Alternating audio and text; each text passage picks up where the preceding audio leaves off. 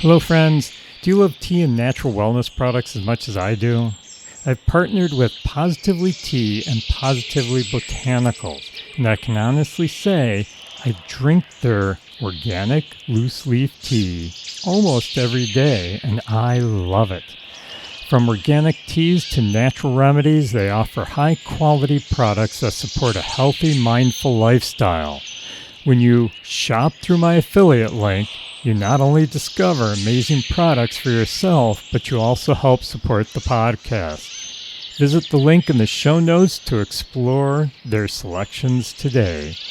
And for you coffee lovers, they have you covered as well.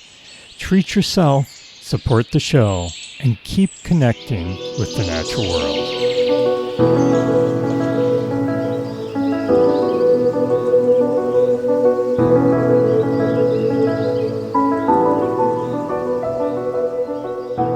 Hello, friends, and welcome to the Nature Wanderer podcast. I hope you're staying warm out there. I know, middle of winter, everything is so cold. Yet we have had a lot of cold weather around here in Western New York the past couple of weeks, and they're calling for more cold weather. We did have a couple of days of a warm-up when everything got nice and melted and muddy and yucky, but now we've got a lot of snow coming in right now. I've already been out and I snowblowed the driveway once, snowblowed the back patio once, and I'm going to have to do it soon again. Yeah, it's pretty blustery and snowy out there. But earlier I actually walked past the window and I was looking outside just to see how deep the snow was and if it was still coming down. And I noticed that my bird feeder's out back. A bluebird. Yeah, there was actually a bluebird. He was sitting there waiting for the woodpecker to get off of the suet feeder so that he could go over there. And I called my wife over, let her know we're watching it.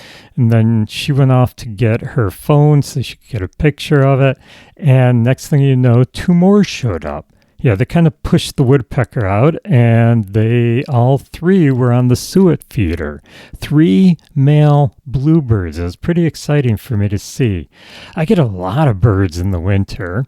Next week, actually I should say this weekend, this Saturday, I am doing the Christmas bird count. If you're not familiar with it, I encourage you to check it out. I believe it's birdcount.org. Just do a Google search for Christmas bird count. Might be a little bit too late to sign up for any of the bird counts, but remember for next year, if you enjoy watching the birds, it's a great way to do citizen science and to help scientists see what the birds are doing this time of year. And that's kind of what I want to talk about, not the Christmas bird count. I'll talk a little bit about it later, just so that you know what it's all about. But I want to talk about why we are looking at birds this time of year. I mean, we always think of winter as being a time when everything's dead. It's quiet. There's nothing out there except for snow and cold, as I was talking about earlier. But there is so much more out there. I mean, we always think of spring being lots of birds, lots of life. Everything is being renewed in the natural world. And winter, basically nothing's happening. Well, there is a lot happening in the winter. We just have to look harder to see what's happening. Yeah, it's usually happening kind of out of our sight, but it is happening out there. I don't know how many times I've done the Christmas bird count, and we pull along the side of the road because we see some bird feeders, figuring, okay, there's probably some birds in this person's front yard because they have bird feeders up, but they're all empty. It happens all the time that we see these empty bird feeders. And I kind of understand it. A lot of people think that it's winter. The birds are gone. They all flew south for the winter. So none of them are around. Why should I try attracting them to my feeders? Yeah, I know so many people who fill their feeders in the summer and leave them empty in the winter. It should be the opposite. You should keep your feeders filled in the winter time because that's when the birds need the extra help. In the summer, I always tell everyone, the reason for feeding birds in the summer is for us, not for the birds. Yeah, they enjoy it. They're getting some free food and little extra fulfillment in their tummies, but it's more for us. We're bringing them to our houses, closer to our houses, so that we can see them. That's why most people feed the birds in the summer. But in the wintertime, yeah, they need the extra fat, the extra nutrition. On a really hard winter day, it's hard for them to get around and find the food. All the insects are buried deep under the snow or behind the tree bark, and so that's why most of the insectivores are gone. The ones who are after berries and such, well, a lot of them are dried up. It's hard for the birds to find a significant amount of food in the winter, so we need to supply some extra for them. Now, you might disagree with me, and that's fine, but I always feel it's best to keep your feeders filled during the winter and the summer. I mean, bird feeding is mostly about our enjoyment, watching the birds up close. So don't think that winter is a time of nothingness. Yeah, there's so much going out there. And as strange as it may sound, winter might actually be the best time of year to actually notice the birds. And you may wonder why. Okay, why on earth would it be a better time of year to notice birds? Well, there are fewer species out there. Not necessarily fewer birds, but well, that goes along with it. But it's fewer species, so you don't have to remember 20,000 different birds. You just have to remember a handful. Okay, see, now you know, okay, I know this species, I know that species. So you only have to remember a small number of species, not a whole lot. Like in the summertime, when there's a lot of birds around. It's also easier to see them and hear them. It's a time when people aren't outside as much, disturbing the birds, chasing them away. Yeah, noise. I've talked about that in the past, how human interaction with wildlife, with noise, I should say, using noise, humans making noise actually chases the birds, or I shouldn't say chase, but it kind of does. It disturbs the birds and therefore, and other wildlife too, and therefore they hide, they stay away, they find a new place to go, all because we are disturbing them. So in the wintertime, when humans are not outdoors as much, it makes it quieter so that the birds will come out. Yeah, the birds won't be afraid. So it's such a great time of year. Let me clarify some of these things first of all. One of the things I really like about birding in the winter is it's so much easier to spot them.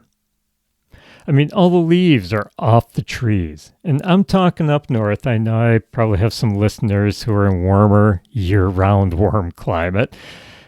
Lucky you.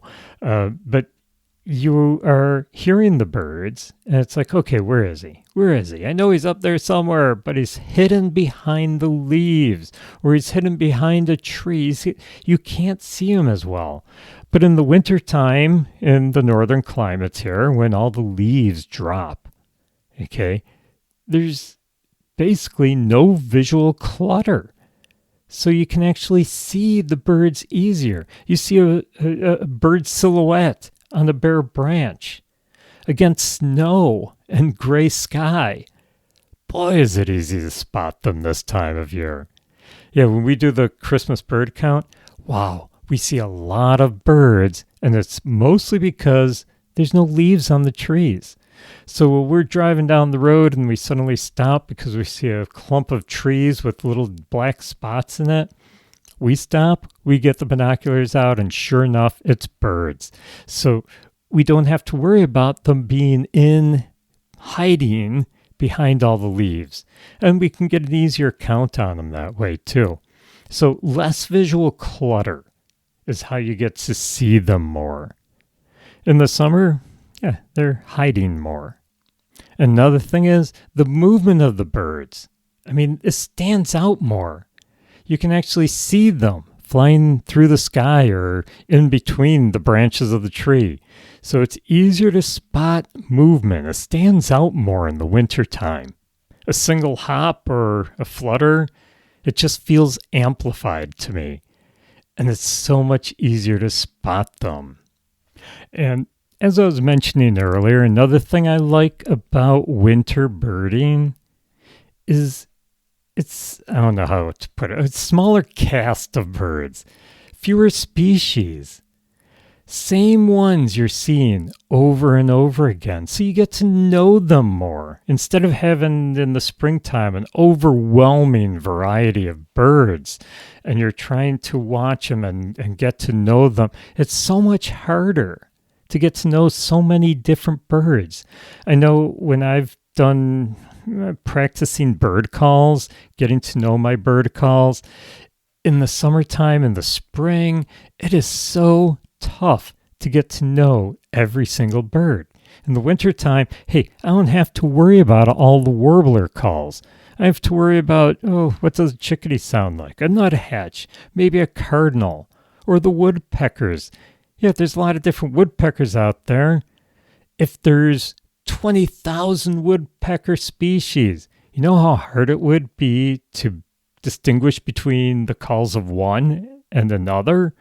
But if you only have maybe 5 different species in your area, it makes it so much easier to learn the different calls, the different tiny little variations of each woodpecker species. Crows, ravens, it's so easy to know all these different birds when there's fewer species to learn about. Yeah, so you get to also watch them, get to know their characters more. Instead of learning all the little, traits of different birds in the summertime, you have fewer bird species to learn their traits. You get to watch them more. If you have nothing but chickadees and woodpeckers and nuthatches and crows coming to your bird feeders, you get to watch those birds over and over and over again, and you get to know them more. You get to learn their behaviors better. That's why I like the smaller number of species in the wintertime. It's so much easier to get to know those birds better. And then in the summertime, the winter birds that you already learned about, you don't have to worry so much about them. Still enjoy them, of course, but you get to concentrate more on the species that are coming back from their wintering grounds in the warm climate. Yeah, the snowbirds. That's a human term, but anyhow, they are different. So I really like how you get to start to know individuals. It's funny, in the wintertime, I can actually watch the woodpeckers coming to my feeder and I get to know them. It's like, oh yeah, that's the one who does this trait. That's the one who does that trait. And you get to know their familiar routes, their favorite trees. So you get to learn more about the individual birds. Now, another thing I've noticed with the birds in winter is the sound that they're making, the calls.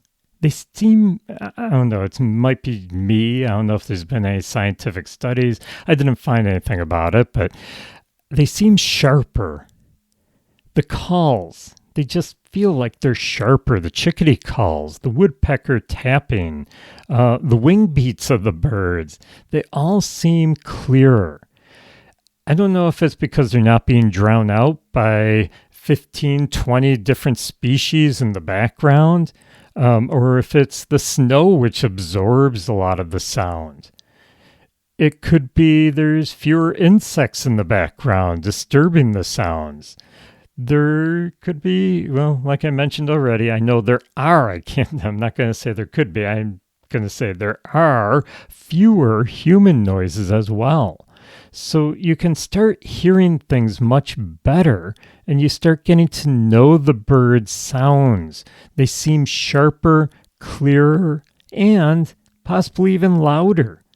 So it's a good time to learn bird calls. Not everyone. I mean, the warblers aren't around and some of the insect eaters. And so there are some that migrate south that you won't get around in the winter. But the few species that are around, you get to know their calls.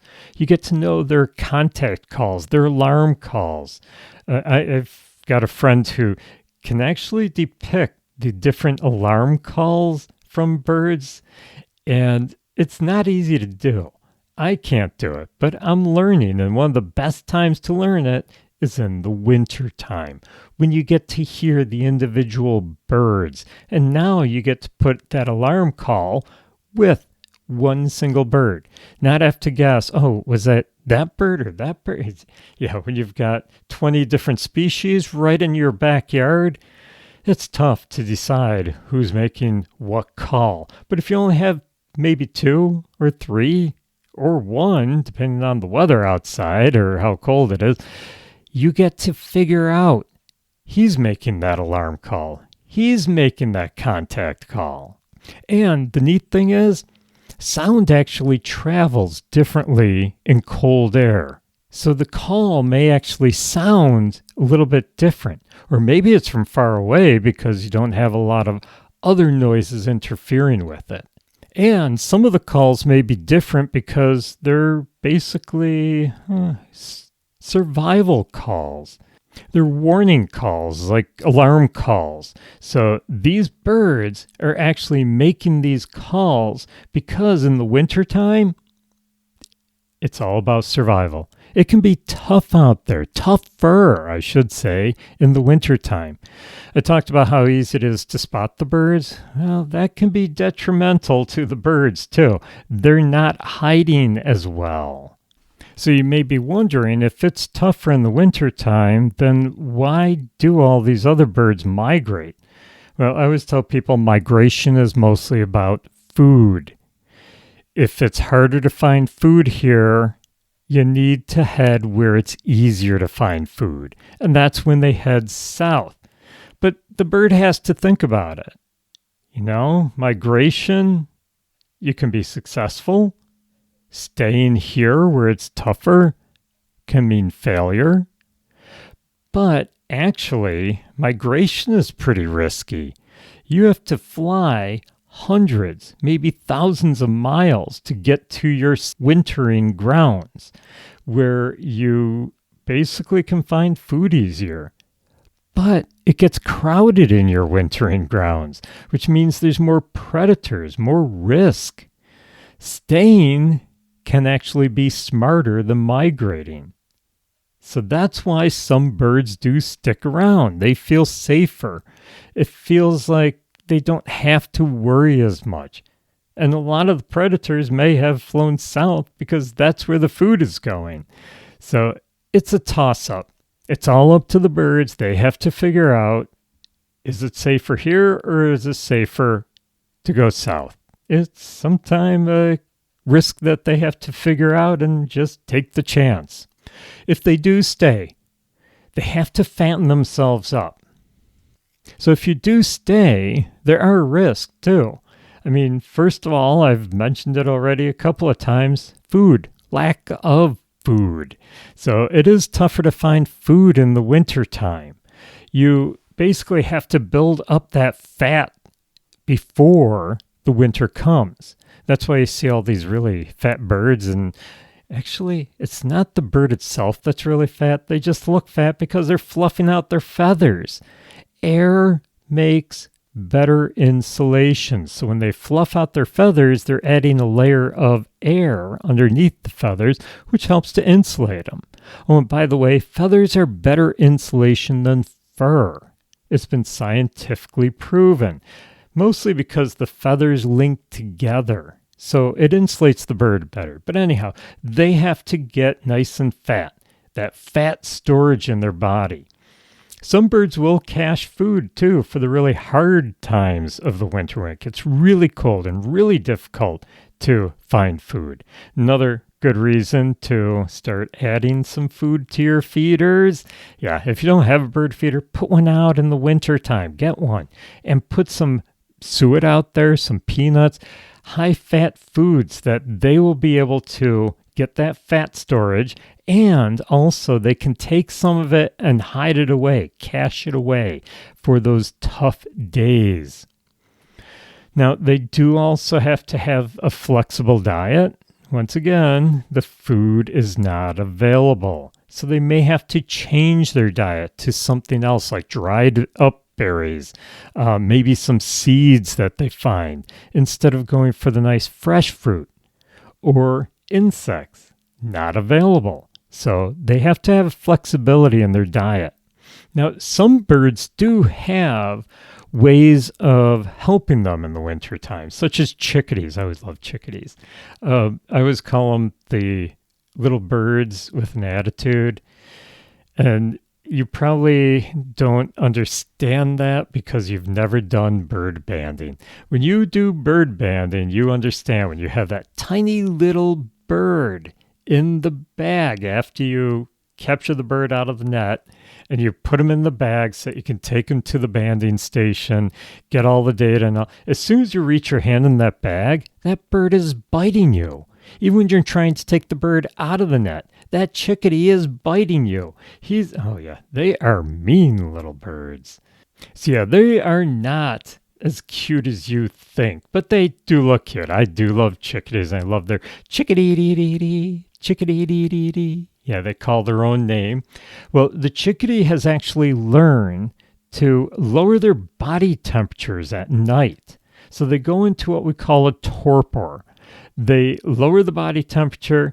They basically slow their system down so that they are not using as much energy. Helps them to get through these cold, cold winter nights. Woodpeckers are another bird that actually has adaptations that help them get through the winters. They have that really long beak, and they have a lot of padding around their brains so that when they're pecking at that tree, it doesn't damage the brain. They need all this so that they can peck holes through the bark of a tree to get at the insects that are trying to hibernate down below the bark. So woodpeckers have that great ability to get at their food that other birds can't get at. That's why they stick around. That's why you see a lot more woodpeckers in the wintertime. I mean, they're still here in the summer, but once again, you can see them better in the winter.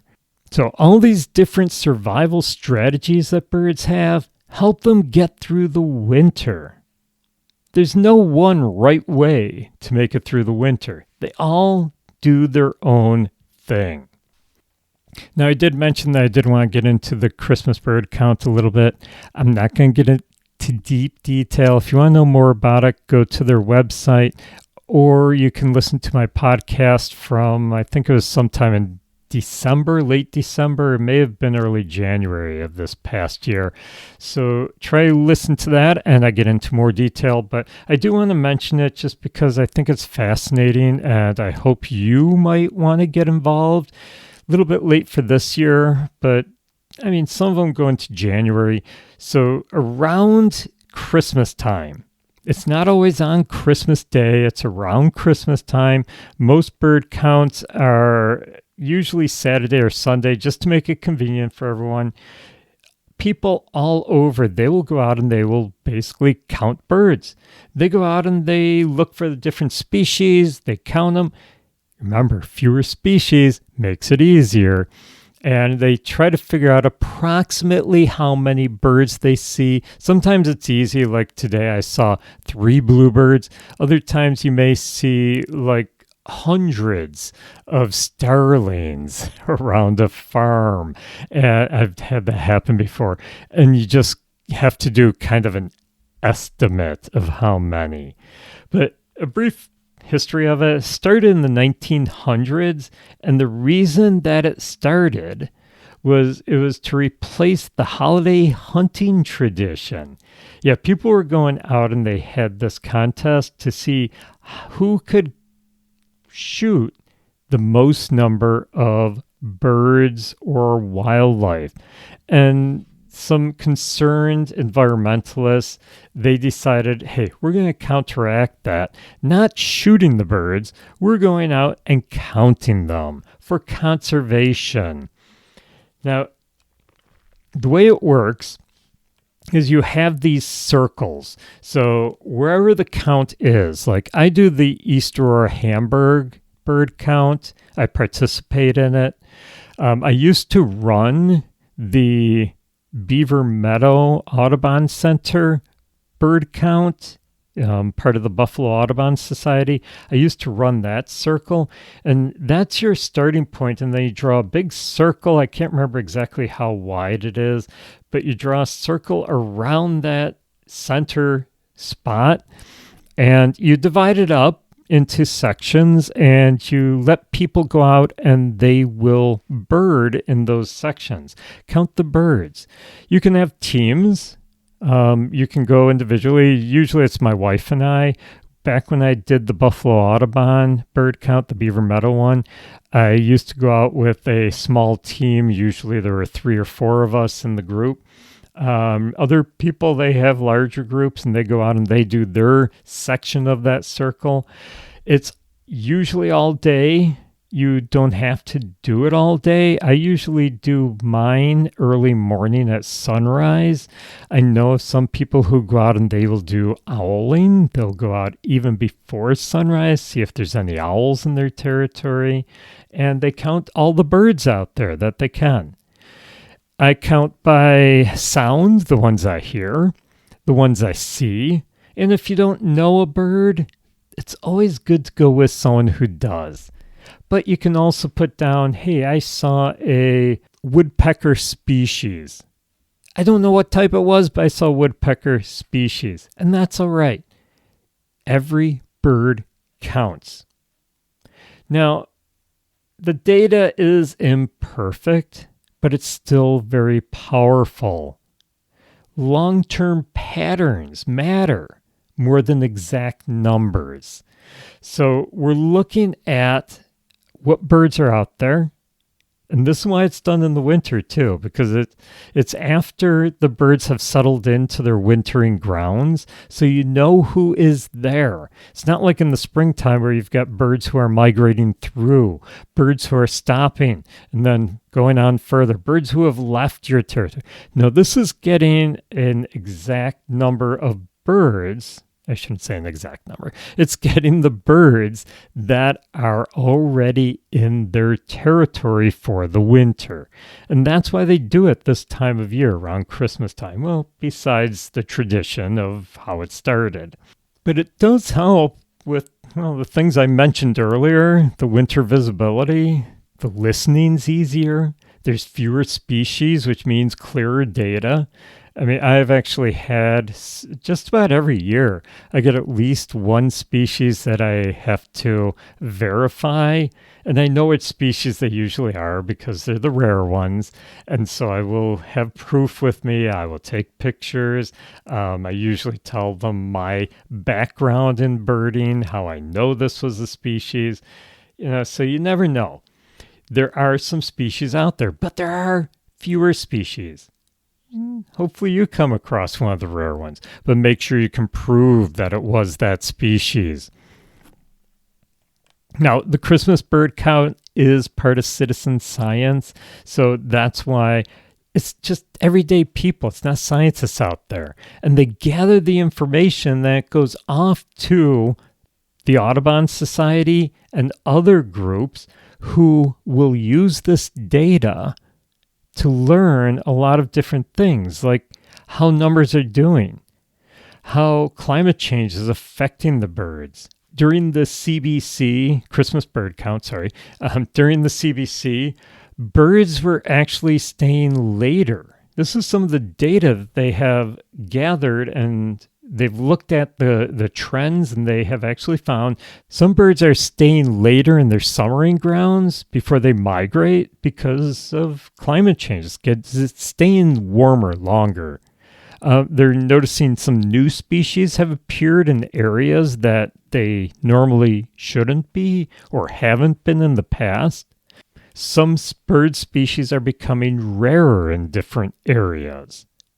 So these are things that they're starting to notice. They're noticing population. They're noticing shifts in territories. Yeah, the birds are moving further north. This is what they're finding with this. So that's why it's good to do this.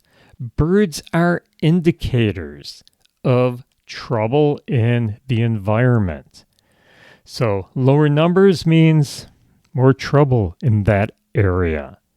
So this is what they're trying to find out. So I encourage you for next year, if you want to find out more, contact someone who runs one of the count circles. Do it this year. Get on their mailing list. Get on their call list. They'll get a hold of you next year.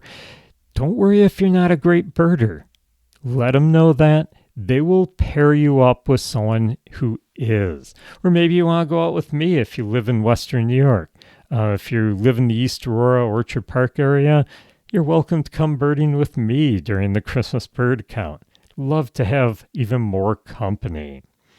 So I'd like to thank you for joining me. Oh, before you go, though, I do have a challenge for you. I want you to get outside or sit by the window if the weather's really bad and just start taking a moment. Take a few moments, maybe 5 minutes, longer if you can, and just start enjoying the difference between the winter birds and the summer birds. Start noticing the sounds. Start noticing the individuals that are around. Maybe you want to take a winter walk. Get familiar with some of the birds along that walk. Winter actually teaches us to focus our attention more on our surroundings. So it's a good time to get outdoors and start noticing. And my challenge for you is actually not just to go outside, but pick one bird. One bird that you know is in your area, maybe one you saw at your feeders, and start noticing that one bird all winter. And start picking up on its habits, its little details. Notice where it's hiding away, waiting for the feeder to be safe. Notice how it sits at your feeder. Notice how it's acting. I want you to start getting to know that bird even more. So get outside at least once this week and stand still for 5 minutes. Listen before you look. Try to count how many bird sounds you hear. Notice how long it takes before something moves. Start noticing things in the winter. Start noticing the birds this winter. I'd like to thank you for joining me. If you'd like to support the podcast, go to the show notes where I have links to my online Amazon storefront. Part of the proceeds go towards the podcast if you buy these items on my storefront. If you have ideas for things you'd like to see in the storefront, let me know and I'll try to get them on there. I'll do some research and get some good products on there like I have already. And you can also support me through my Ko-Fi page or go to my merch store. I've got some great warm hoodies on there and some other merch on there too. All of this supports the podcast. So get out, explore nature this winter, and keep exploring the nature around you.